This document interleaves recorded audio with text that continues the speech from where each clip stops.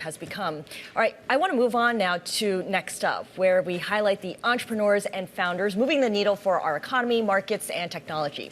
Venture Valley is a simulation game that captivates the hearts and minds of entrepreneurs in the making. It's popular among middle, high school, and college students, and it's a free-to-play game that helps users hone in on business skills and financial decisions.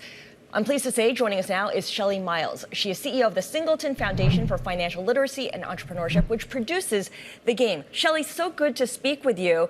I know that the goal is to address one of the most pervasive problems out there, which is financial incompetence. And your game tries to, build some of those skills. What would you say is the single most important financial skill that your game focuses on teaching? What people, Scarlett, thank you so much. What people really get playing Venture Valley is they get to make the financial decisions in the businesses they're running, whether it's a simple business like pet walking or something more sophisticated like a robotics factory. So they learn about the interaction between price and costs, what you do with competition, and how to make real life decisions that are impacting your businesses and seeing how it all works. And can you give us a sense of who's partnering with you on this? Because this is a nonprofit from where you stand. It's a free-to-play game. How are you funding all of this? So we've been very, very fortunate. The founders of the foundation, Will and Carrie Singleton, this is their foundation. And they've been very generous with us. But we also work with a lot of partners, like we've worked with Discovery Education. We work with the Department of Defense, among others. And so it gives us an opportunity to reach a lot of people. Where are we starting here? Like when we talk about the age of the kids that get exposed to this, how young, Shelley, are we talking about? Well, it's really kids that are old enough to have to read well.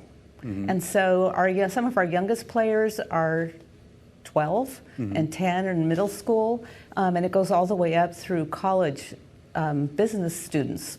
So games aren't like some other products. Yeah. It's more genres of games you play, not so much age.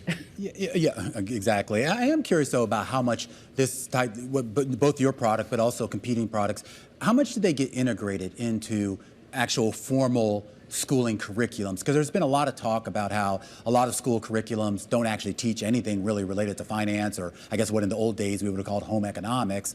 It's just kind of leave these kids out there to hang until they go out into the real world and basically have to figure it out on their own. Well, we're seeing a lot of it. So through our partnership with Discovery Education, we were able to reach around 800,000 students in classrooms mm-hmm. with the curriculum that wrapped around it. And we're starting to see adoption by some of the universities with Venture Valley. So most recently, Seton Hall.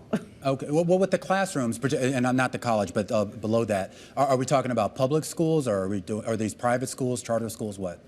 It's all across the board. Okay. Can you give us a sense of the take-up of the game? What kind of numbers are you seeing?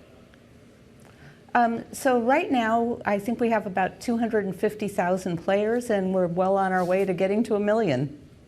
Well on your way to getting towards 1 million. You talk about how it really lays a foundation for people learning how to run a business and how to budget for it and how to think through some of the steps. What about investing? Is that something where you see a need to educate the youth? Yeah, and there's many programs that do that, so that's not the focus of this game.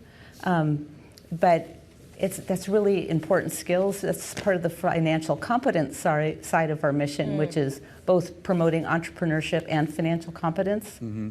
How are you tracking, I guess, the longer term success? Meaning, is there a way to sort of look at the kids that are using these tools and using these curriculums here and how they perform once they do become adults? I mean, do you get any feedback that gives us a sense here as to whether they really were prepared?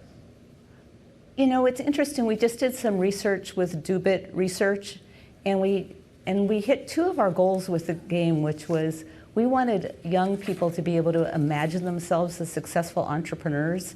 And we found that of the college students that we surveyed, about over 80% of them said that they could imagine themselves as entrepreneurs, and a similar number said they really learned the cause and effect of business. Mm-hmm. But the game hasn't been out that long, so it's hard to tell the long-term effects.